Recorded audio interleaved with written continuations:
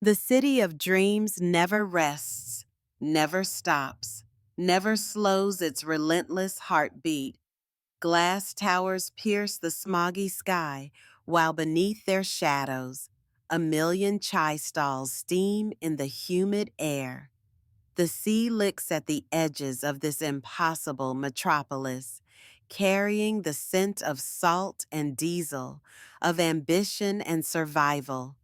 Here, where fortunes are made before breakfast and lost before sunset, where the richest tycoons and poorest laborers share the same monsoon rains, one chance encounter would ignite a love story to defy all of Mumbai's unspoken rules. The evening it began smelled of coming rain. Anita Sharma's BMW purred through the thickening twilight, its leather seats cool against her skin. She'd just left another interminable charity gala at the Grand Hyatt, where she'd spent 2 hours making polite conversation with the son of her father's business associate. Yet another suitable boy being paraded before her. The dashboard clock glowed 11:37 p.m., late enough that her parents would already be asleep, sparing her another lecture about marrying well and continuing the Sharma legacy. Then the engine coughed. A terrible grinding noise shuddered through the luxury vehicle as it lurched to a stop in the middle of a Dharavi intersection. Around her, the night erupted in a symphony of honks and curses from auto rickshaws and trucks forced to swerve around her stalled car. Anita's perfectly manicured fingers trembled against the steering wheel as she frantically turned the key in the ignition, her heartbeat pounding in her ears. This couldn't be happening. Not here. Not in this neighborhood her father always called no place for a Sharma. Her phone blinked its last 2% battery before dying with a final mocking buzz. Through the windshield, she saw them watching, the street vendors pausing in their cleanup, the late-night workers turning from their food stalls, the groups of young men by the pawn shop nudging each other and grinning. Anita's throat tightened as she remembered the lurid headlines her mother loved to quote: socialite kidnapped in slum, heiress robbed at knife point. She'd always rolled her eyes at those warnings, never imagining she'd actually be stranded in one of these neighborhoods after midnight. Madam, the voice came from her left window, deep and calm despite the chaos of the intersection. A man in a grease-stained blue uniform stood there, his shadow falling across her door. His hands, broad and capable, the nails short and clean despite the oil stains, rested lightly on the roof of her car as he bent to peer inside. Your fuel pump is crying, he said matter-of-factly, his Hindi tinged with the distinct cadence of Mumbai's working-class neighborhoods. Up close, she could see the fine lines at the corners of his dark eyes, the sweat beading at his temples from the humid night air. I can hear it from here. You're lucky it didn't fail completely on the highway. Anita had met many men, sons of industrialists, with Ivy League degrees, heirs to fortunes who'd never worked a day in their lives, Bollywood stars with perfect teeth and empty smiles. None had ever looked at her with such uncomplicated kindness, such complete lack of pretense. Two worlds. The garage was smaller than Anita's walk-in closet back home. Tools hung on pegboards with military precision, each outline meticulously drawn, so every wrench and socket had its designated place. In one corner, an ancient ceiling fan labored against the oppressive heat, its wobbling blades stirring the mingled scents of motor oil, rubber, and something savory from the kitchen behind a faded curtain. Rajesh Verma moved through the cramped space with the quiet confidence of someone completely at home in his environment, directing two young apprentices as they maneuvered Anita's luxury SUV onto the hydraulic lift. His voice remained calm and patient, even when the younger boy, nervous under the wealthy client's gaze, nearly dropped a socket wrench. Again, Rajesh said simply, but slower this time. Speed comes with practice. Anita perched awkwardly on a plastic chair near the makeshift office area, her silk sari hopelessly out of place among the grease stains and spare parts. A girl of about 12, Rajesh's sister Priya, she'd learn later, brought her chai in a chipped mug bearing the faded logo of some long-defunct cricket team, her eyes wide as she took in Anita's diamond earrings and French manicure. "It's not what you're thinking," Rajesh said later as he wiped his hands on a rag that had seen better days. He'd refused payment beyond the actual cost of parts, just as he refused to be impressed by her family name or awed by her designer clothes. "We're not some Bollywood stereotype, poor but noble, waiting for rich salvation." His smile took the sting from his words. "This is just an honest business that puts food on the table."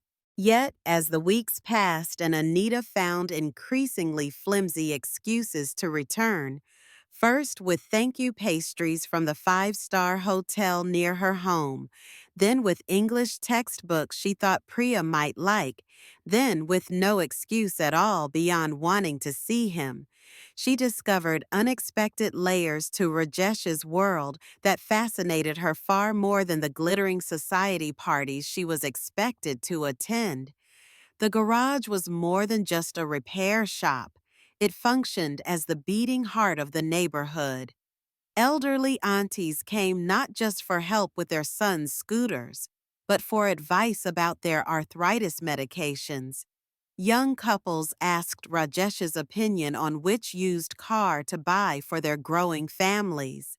The local panwala brought his accounts every Friday for Rajesh to look over, as the mechanic had a surprising head for numbers.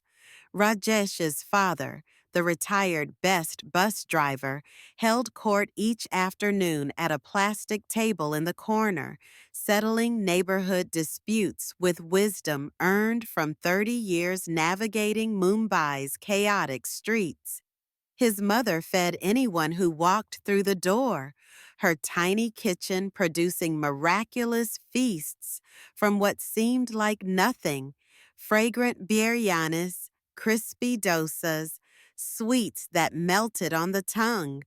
Meanwhile, Rajesh himself dreamed bigger than his circumstances suggested.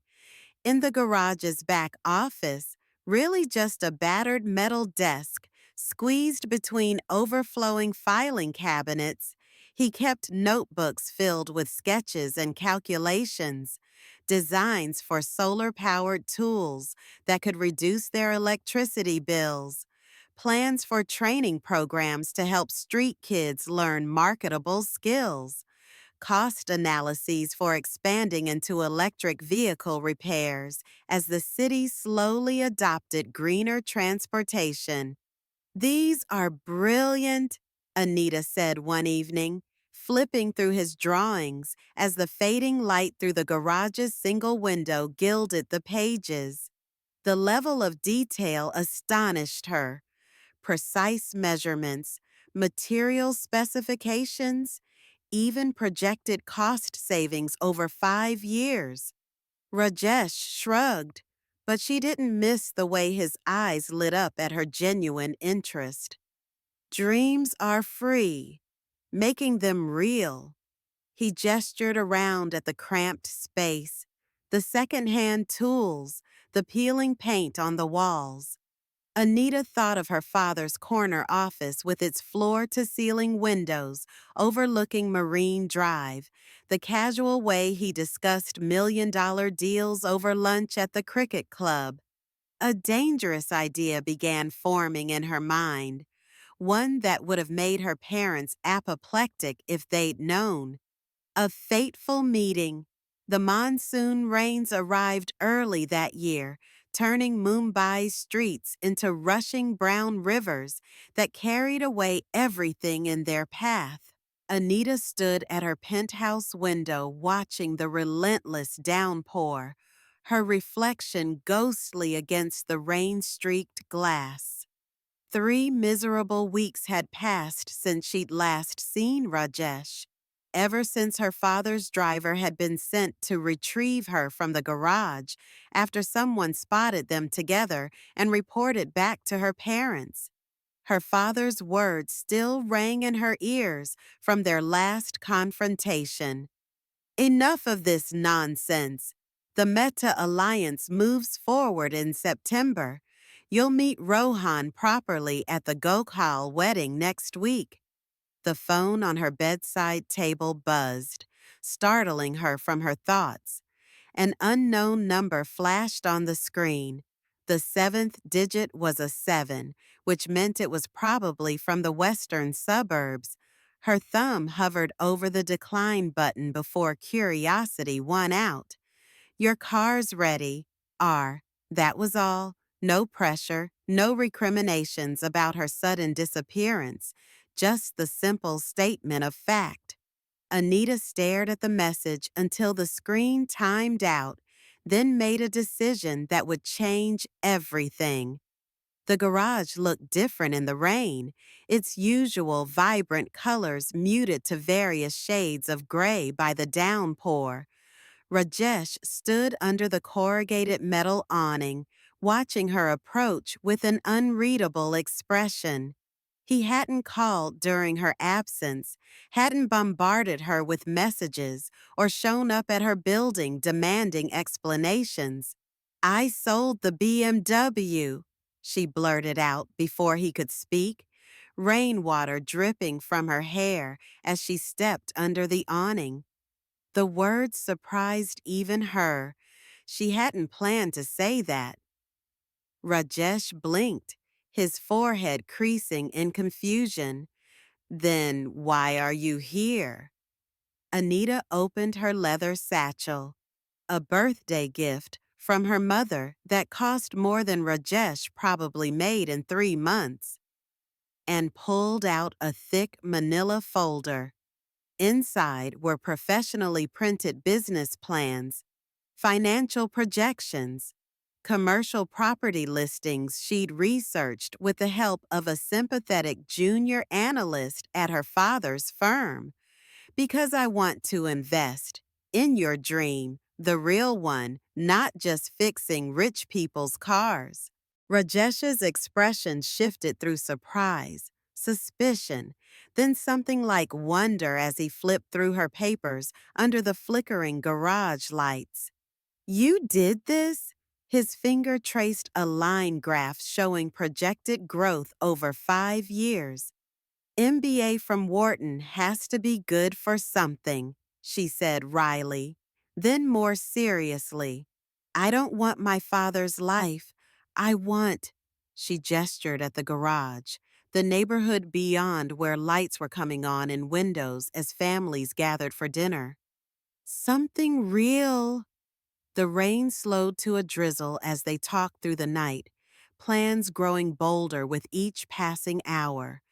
By dawn, when the first vegetable vendors began setting up their carts outside, they'd settled on a name: Mumbai Motors, a new kind of garage, and sealed their partnership with a handshake that would change both their lives forever. Love tests. The backlash came swiftly and from all sides. Anita's father froze her trust fund the moment he learned of her plans, cutting off access to the capital she'd counted on for their initial investment. Society pages sneered at the socialite slumming with mechanic, with one particularly vicious columnist suggesting she was only doing this to rebel against her parents. Even Rajesh's family and neighbors reacted with suspicion. His mother feared Anita would grow bored and abandon the project, leaving Rajesh humiliated, while his father worried they'd lose the community's respect by appearing to chase wealthy connections. Their fledgling business became both refuge and battleground. By day, they navigated the bureaucratic nightmare of permits and licenses, transforming a rundown warehouse in Andheri East into the physical manifestation of their shared vision. Anita used every connection she had to secure meetings with suppliers, while Rajesh's technical expertise ensured they purchased only the highest quality equipment. By night, they faced separate but equally intense pressures. Anita dodging her parents' increasingly aggressive matchmaking attempts at endless society events. Rajesh enduring whispers about selling out from former classmates and childhood friends who couldn't understand why he'd partner with a rich girl who'd never known hardship. The breaking point came during Diwali, the festival of lights that illuminated Mumbai like no other time of year. Anita arrived at Rajesh's family home bearing extravagant gifts, imported chocolates for his mother, a rare book on automotive engineering for his father, a new tablet for Priya to use in school. The awkward silence that greeted her offerings spoke volumes. Later, while helping or attempting to help Rajesh's mother in the kitchen, she overheard his aunt whisper in Marathi, "That girl will never understand our ways. Look how she holds the ladle, like it might bite her. What kind of wife will she make?" That same night, after the fireworks had faded and most guests had left, Rajesh confronted her in the tiny balcony off his family's living room. "Do you even know why we celebrate Diwali?" he asked quietly, watching her face in the flickering light of the diyas. When Anita faltered, reciting only the basic mythology she'd read in school textbooks, his face fell. "This isn't going to work," he said, his voice thick with something that sounded like regret. "Our worlds are too different. You'll never be happy in mine, and he trailed off, but the unspoken words hung between them. "And I could never survive in yours." Happy ending. 1 year to the day after their first meeting at that fateful intersection, Mumbai Motors opened its doors to great fanfare.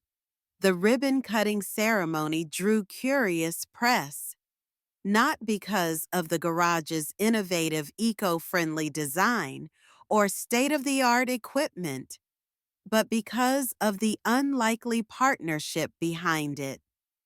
Anita's parents came, though her father's smile never reached his eyes as he shook Rajesh's hand for the cameras.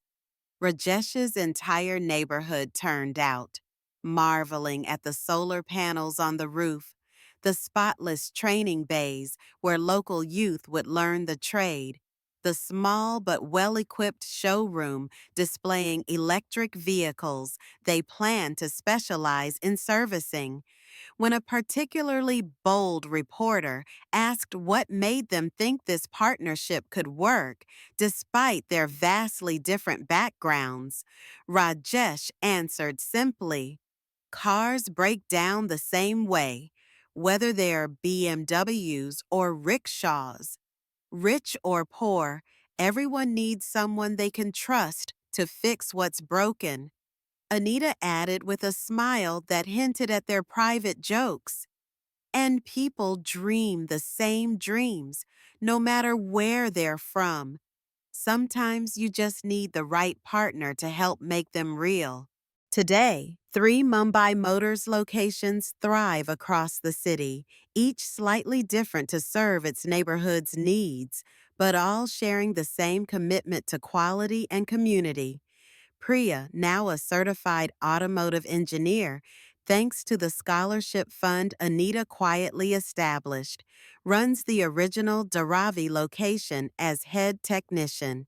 Anita's father, after seeing their first profitable quarter, and more importantly, the glowing feature in the Economic Times, grudgingly admitted it was not a completely terrible investment over Sunday brunch at the Willingdon Club.